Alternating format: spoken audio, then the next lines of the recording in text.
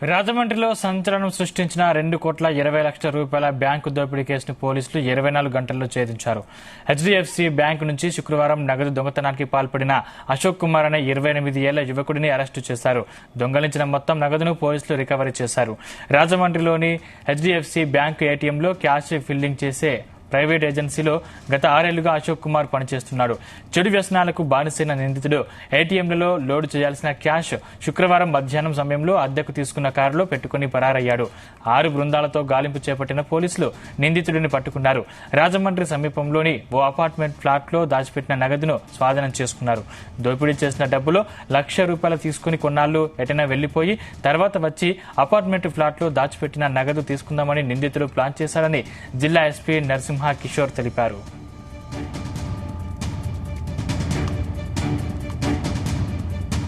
HDFC bank లో ఒక అశోక్ అనేటటువంటి ఇటాచీ క్యాష్ మేనేజ్మెంట్ సర్వీస్ అంటే రోజు ఏటీఎంస్ లో ఎవ్రీడే రిప్లెనిష్ అంటే ఈ మొత్తం ఈ నోట్లన్నింటినీ ఏటీఎంస్ లో నింపడానికి అని చెప్పి తీసుకెళ్తూ ఉంటారు రెగ్యులర్ గా.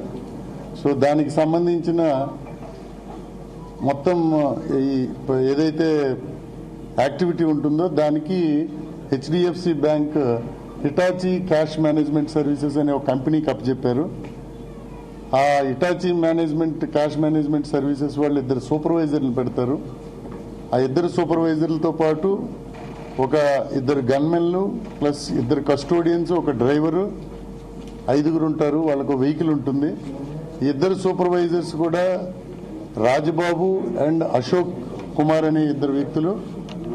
సో వీళ్ళిద్దరూ కూడా రెగ్యులర్ గా హెచ్డిఎఫ్సి బ్యాంక్ వెళ్లి ఏటీఎంస్ కి పెట్టాల్సిన క్యాష్ ని బ్రాంచ్ మేనేజర్ దగ్గర నుంచి తీసుకుని దాన్ని ఒక రూమ్ లో తీసుకెళ్లిన తర్వాత అక్కడ ఆ ఇటాచీ క్యాష్ మేనేజ్మెంట్ సర్వీస్ సంబంధించిన 2 గన్మెన్స్ కి ఆ కస్టోడియన్స్ కి ఎన్ని ఏటీఎంస్ ఉంటాయో అన్నిటికీ డివైడ్ చేసి ఇచ్చేటటువంటి ప్రక్రియ నిరంతరం జరుగుతూ ఉంటుంది. నిన్నటి రోజు